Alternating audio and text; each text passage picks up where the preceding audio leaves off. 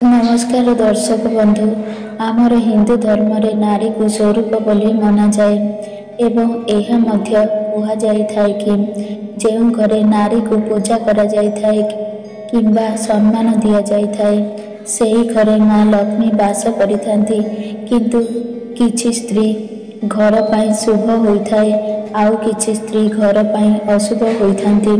तेणु आसंतु जानिबा एही वीडियो माध्यम रे स्त्री मानकर शुभ ना अशुभ विषय रे। ता पूर्व आपण मानकु अनुरोध वीडियोटी को शेष पर्यंत देखंतु एवं आम चैनल को सब्सक्राइब करंतु एवं कमेंट सेक्शन रे जय मां लक्ष्मी निश्चय लिखंतु। नंबर 1 जेउ स्त्री रो नाकर अग्रभागरे कला जाइथाय एमिति स्त्री बहुत भाग्यशाली होइथाय एवं एहाकु शुभ बोली मध्य मना जाइथाय।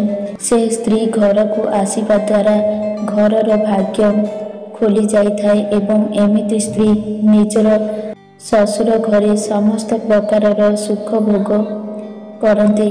नंबर 2 जेउ स्त्रीर आखि भूरा रंगर अथवा मयला होइथाय से स्त्री लोक माने बहुत रागी स्वभावर होइथांती और सेमिति स्त्री को अशुभ बोली मना जाइथाय।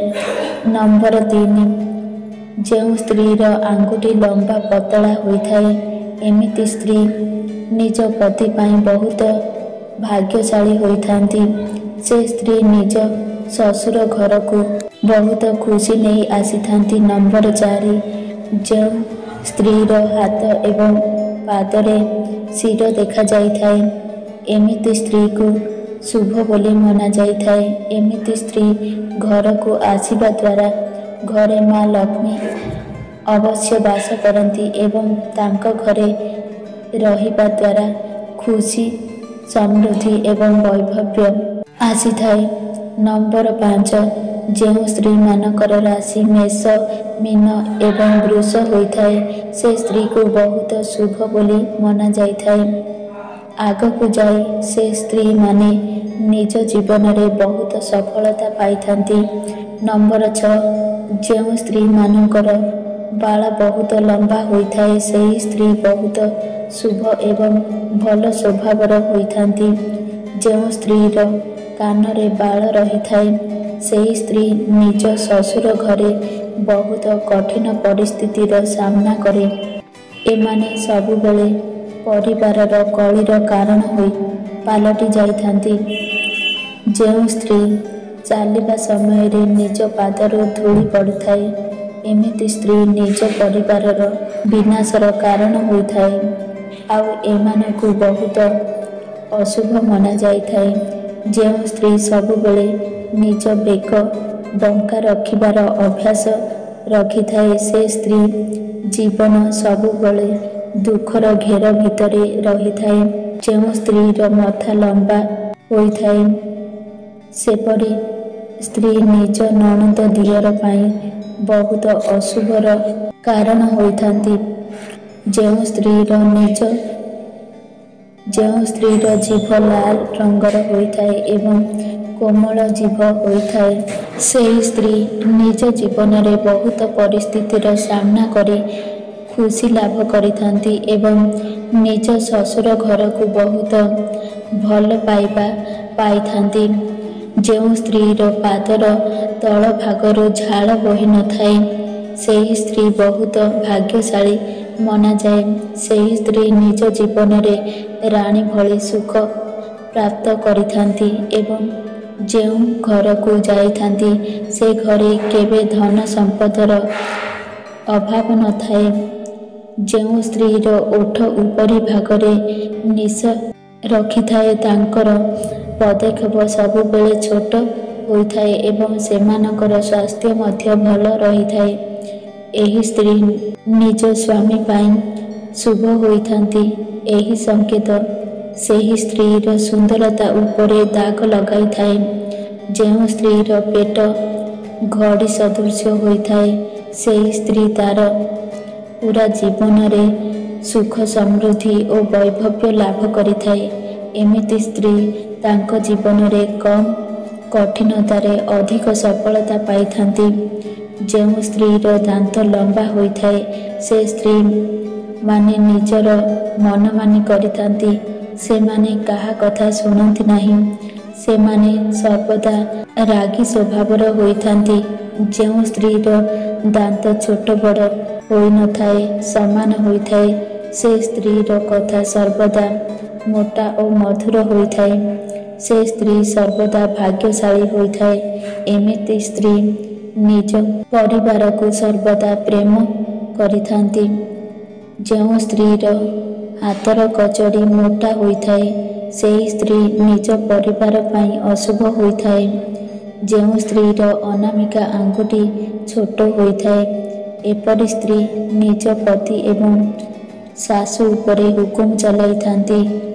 ଏହି ସ୍ତ୍ରୀମାନେ ବହୁତ ଝଗଡ଼ା ସ୍ୱଭାବର ହୋଇଥାନ୍ତି। ଏହି ସ୍ତ୍ରୀମାନେ କଥା କଥାକରେ ନିଜ ସ୍ୱାମୀ ଓ ପରିବାରର ସଦସ୍ୟଙ୍କ ସହ ଝଗଡ଼ା କରିଥାନ୍ତି। ଯେଉଁ ସ୍ତ୍ରୀର ବେକର ହାଡ଼ ଦେଖାଯାଇଥାଏ, ସେହି ସ୍ତ୍ରୀମାନେ ଉଚ୍ଚ ଭାବନା ସ୍ୱଭାବର ହୋଇଥାନ୍ତି। ସେମାନେ ନିଜ ଜୀବନରେ ଆଗକୁ ବଢ଼ିବା ପାଇଁ ବହୁତ ସଂଘର୍ଷ କରିଥାନ୍ତି, କିନ୍ତୁ ଗୋଟିଏ ଦିନ ନିଶ୍ଚୟ ଭାବରେ ସଫଳତା ହାସଲ କରିଥାନ୍ତି। ଯେଉଁ ସ୍ତ୍ରୀର କାନରେ କଳା ଯାଇଥାଏ, ସେ ସ୍ତ୍ରୀ ସ୍ୱାମୀକୁ ଭଲ ପାଉନଥିଲେ ତାଙ୍କୁ ବିଧବା ଭାବରେ ଜୀବନ ବିତାଇବାକୁ ପଡ଼ିଥାଏ। ଯେଉଁ ସ୍ତ୍ରୀର ବାଳ ଛୋଟ ହୋଇଥାଏ, ସେହି ସ୍ତ୍ରୀକୁ ଭଲ ଜୀବନସାଥୀ ମିଳିଥାଏ ଏବଂ ଏମାନେ ନିଜ ସ୍ୱାମୀ ପାଇଁ ଶୁଭ ବୋଲି ସାବ୍ୟସ୍ତ ହୋଇଥାନ୍ତି। ଯେଉଁ ସ୍ତ୍ରୀର ଡାହାଣ ହାତରେ ଯେଉଁ ଜାଗାରେ ଦୁଇଟି କଳା ଯାଇ ହୋଇଥାଏ, ସେହି ସ୍ତ୍ରୀକୁ ବହୁତ ଶୁଭ ମନାଯାଇଥାଏ ଏବଂ ତାଙ୍କ ଜୀବନ ସୁଖରେ ବ୍ୟତୀତ ହୋଇଥାଏ। ଯେଉଁ ସ୍ତ୍ରୀର ହାତରେ ବହୁତ ରେଖା ରହିଥାଏ, ସେହି ସ୍ତ୍ରୀର ଆୟୁ ବହୁତ ଲମ୍ବା ହୋଇଥାଏ। ଏମିତି ସ୍ତ୍ରୀ ଅଧିକ ପୂଜା ପାଠରେ ମନ ଦେଇଥାନ୍ତି। ଯେଉଁ ସ୍ତ୍ରୀର ବେକର ପଛ ଭାଗରେ କଳା ଯାଇ ରହିଥାଏ, ସେହି ସ୍ତ୍ରୀ ବହୁତ ଶୁଭ ହୋଇଥାଏ। ଏପରି ସ୍ତ୍ରୀଙ୍କ ଜୀବନରେ କୌଣସି ଉଚ୍ଚ ପଦବୀର ପହଞ୍ଚିବାର ସମ୍ଭାବନା ଅଧିକ ଥାଏ। ଯେଉଁ ସ୍ତ୍ରୀର ଗୋଇଠି ଫଟା ହୋଇ ରହିଥାଏ, ସେପରି ସ୍ତ୍ରୀ ବହୁତ ଶୁଭ ହୋଇଥାଏ। ଏପରି ନିଜ ପରିବାର ସହିତ ଭଲରେ ଜୀବନ ବିତାଇଥାନ୍ତି। ସେମାନଙ୍କର ଭାବନା ଅତି ଉଚ୍ଚ କୋଟିର ହୋଇଥାଏ। ଯେଉଁ ସ୍ତ୍ରୀର ବେକର କଳା ଯାଇଥାଏ, ସେ ସ୍ତ୍ରୀ ବହୁତ ଅଶୁଭ ହୋଇଥାଏ ଏବଂ ତାଙ୍କୁ ନିଜ ଜୀବନରେ ବହୁତ କଷ୍ଟ ଉଠାଇବାକୁ ପଡ଼ିଥାଏ। ଯେଉଁ ସ୍ତ୍ରୀର ପାଦ ପତଳା ଓ ଲମ୍ବା ହୋଇଥାଏ, ସେହି ସ୍ତ୍ରୀ ବହୁତ ଭାଗ୍ୟଶାଳୀ ହୋଇଥାଏ। ଏପରି ସ୍ତ୍ରୀ ମାତା ଲକ୍ଷ୍ମୀଙ୍କର ରୂପ ବୋଲି ମନାଯାଇଥାଏ। ଯେଉଁ ସ୍ତ୍ରୀକୁ ଯେଉଁ ଘରକୁ ଏମାନେ ଯାଇଥାନ୍ତି, ସେହି ଘରେ କେବେ ହେଲେ ଟଙ୍କା ପଇସାର ଅଭାବ ହୋଇନଥାଏ।